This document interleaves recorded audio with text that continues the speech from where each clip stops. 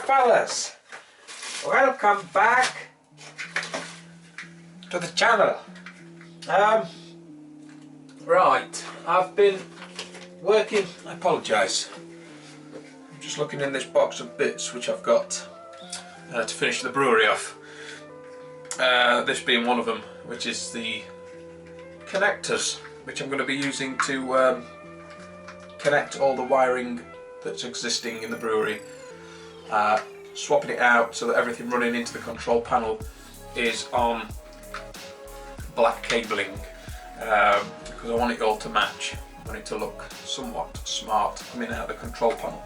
So I've been doing some bits and bobs, and I haven't really had time to get the camera out to film it. I've had like snippets of time where I could run in, do a bit, and then watch the kids or go out. So I've been trying to crack on this week and finish little jobs which have been not niggling me, but they were sort of jobs that I needed to get done before I could move on to other things, such as everything's glossed now, which was a job that I wasn't really looking forward to, but everything is varnished. The hood is varnished inside and out. I've added like a skirt of timber that runs around the brewery bench, and there's two sort of things that I want that to do. It's obviously if I have a boil over any spillages, I'm going to obviously seal this silicone around the edges so it doesn't seep behind the fridge or down here. And I also need to just jack up the table at the back to support it a little bit more. But what I'm going to plan to do is, when the cables come from the new control panel for the elements, don't really want them just sort of strewn across the table. So what I'm thinking is, it may work, it may not. I'm thinking it will work because there's nothing really much for it to go wrong. But I've got some of these staples, and I'm going to pilot drill the holes in the wood, knock the staples in, and then on the staple I'm going to clip on these clips, and then these clips. So when I've clipped these clips onto the staples, these clips are going to have the element cables in them. So there'll be two for the boil pot, one for the HLT, and it's going to run round this skirt, and so it keeps the cables clipped in and to the back. So that's a job I need to do and finish off. Everything's been varnished. So the cable that's going to run from the fan, which is up there, I'm going to cut off there and then carry it on in black, drop down into the new control panel. So I've got these connectors here. I've got 7 of these. It's going to be 1 for the fan. It's going to be 2 for the fermentation fridge, because we've got the heater and of course the cooling the fridge. So there's 2 wires coming out of there, the heater and the fridge, that's going to go into the control panel. 2 for the keezer, of course, the heating elements in there, and the freezer itself, and the pumps. Both the pumps are going to have these. And then I have got some more cable, which is the same sort of Superflex, Ponflex cable, that's going to run the extensions off of everything. So the pumps and the fan and the fridge and the freezer is all going to be coming into the control panel with this. The control panel, I don't know if you follow me on Instagram, but I posted a picture where I was cutting into the control panel again, and I've got some glands on here now. So we've got heating and cooling power going in for the fermentation fridge. We've got a gland for each of the pumps and a gland for the fan. And then on this side we've got another 2 glands, heating and cooling for the keezer. And then somewhere up here will be another big gland like this one that's going to take the main power into the control panel. I've also attached the heat sink just needs nipping up and tightening up. I've bolted it through, and I've also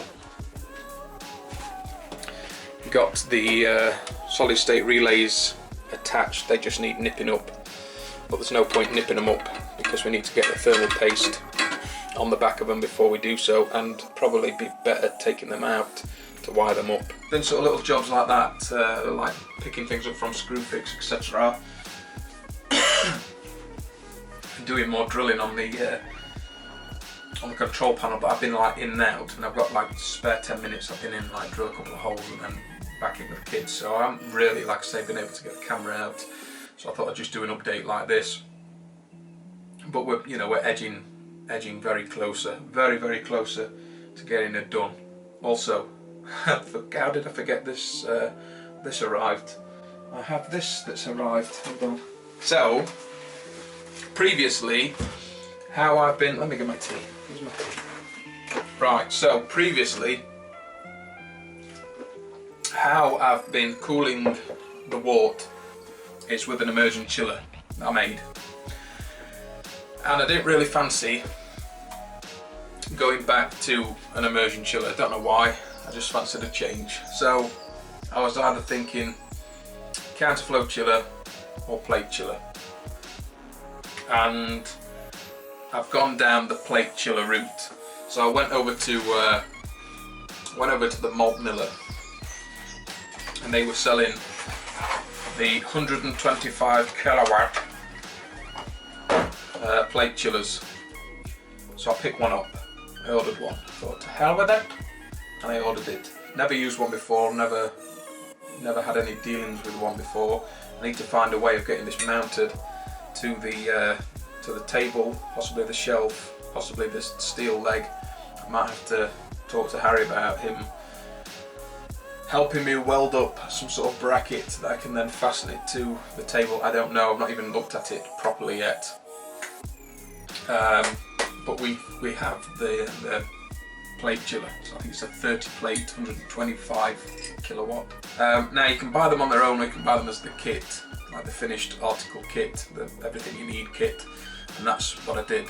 So for £118 I got the plate chiller. It also came with 2 meters of silicone tubing. Came with the tap adapters to get your water onto it, and it came with the quick disconnects for the product side. I like it. So this is like the first bit of cam lock that we've got in the new brewery. We're going to have cam lock on everything, and I'm pretty excited about getting it all hooked up and in place. But yeah, loads of ideas, loads of little things that I need to do, like when I set up the pumps again. If funds allow it, because I'm now running short of funds. I think I've got enough to get everything I need, cam lock fittings, new hosing, to get her up and running, possibly. But in the future I would like to look for the stainless steel heads for the pumps instead of the plastic.